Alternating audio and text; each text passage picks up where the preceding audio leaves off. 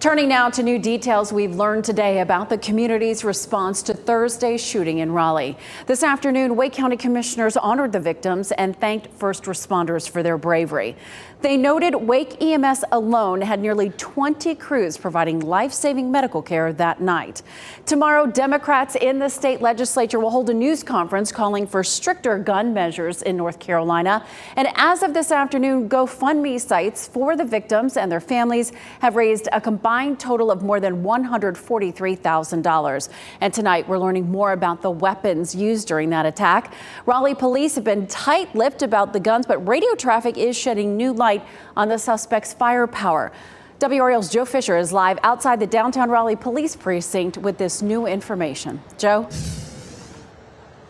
Deborah, as RPD continues to mourn the loss of their fallen officer, they are really remaining tight-lipped about the weapons used during last week's attacks. I did, however, learn today that police have responded to the suspect's home only one time in the last 5 years. It was back in 2019, and only for someone to speak with an officer. No serious incidents were reported, really further deepening this mystery of how this all could have happened.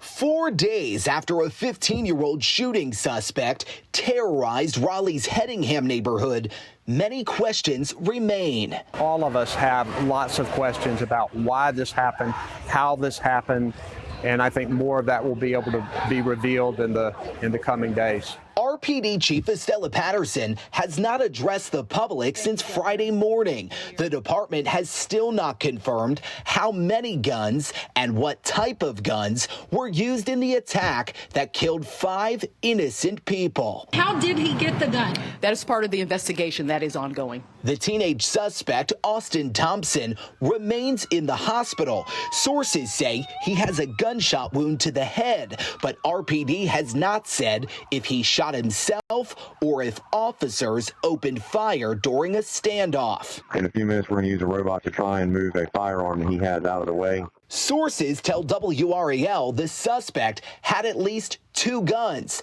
RPD radio traffic makes mention of those guns. His firearm is in his right hand. The shotgun's still on the ground.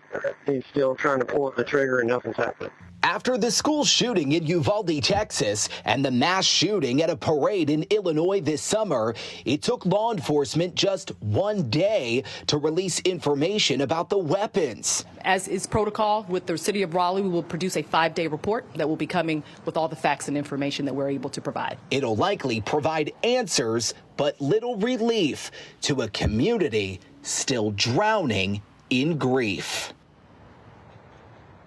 And Deborah, that 5-day report is expected to be released on Thursday. Joe Fisher live in Raleigh. Thank you, Joe.